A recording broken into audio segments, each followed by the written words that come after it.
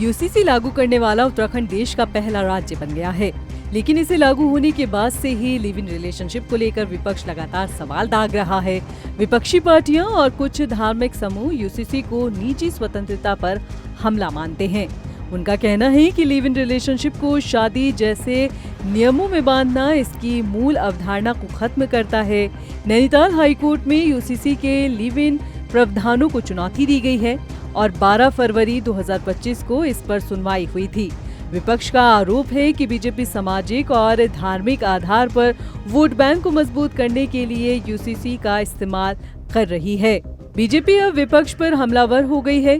BJP प्रदेश प्रवक्ता हनी पाठक कांग्रेस पर he live in relationship में रहने का आरोप लगा रही है।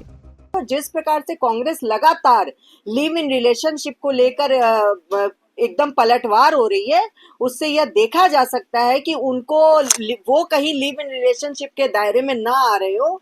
देखा जा सकता है कि कांग्रेस पार्टी के बड़े से बड़े कद्दावर नेता जो ये मानते हैं अपनी तरफ से, चाहे वो हरीश धामी जी हो, चाहे हरीश रावत ही क्यों ना हो, चाहे करण माराई जी क्यों ना हो, सब इन दायरों में आते हैं निश्चित तौर पर, तभी इनको ज्यादा ही ज्यादा पेट में मरोड़ पैदा हो रहा है। बता दें कि उत्तराखंड में यूसीसी लागू होने के 10 दिन बाद केवल एक जोड़े को लिव इन की मंजूरी मिली, जो नियमों की सख्ती को दर्शाता है।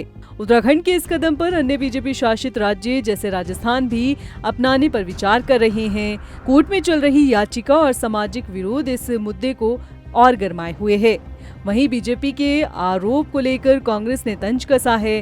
कांग्रेस प्रदेश उपाध्यक्ष सूर्यकांत धस्माना ने कहा है कि बीजेपी के बयान से उनकी मानसिकता का पता चलता है। बीजेपी के प्रवक्ता अपना मानसिक संतुलन खो चुके हैं। ये सबसे पहले तो उनकी बुद्धि पे तरस आता है और भारतीय जनता पार्टी के भी जो दिवालियापन है उनका मानसिक, उस पर भी मुझे तरस आता है। जिस प्रकार की घटिया ओछी बात भारतीय जनता पार्टी की एक प्रवक्ता ने करी, तो हम तो यही कहेंगे कि कीचड़ में पत्थर मारने से कीचड़ अपने ऊपर ही पड़ता है। तो इसलिए हम काहे उनकी बात का जवाब दें। उनको खुद सोचना चाहिए कि किस तरह की भाषा का किन लोगों के लिए प्रयोग कर रही है।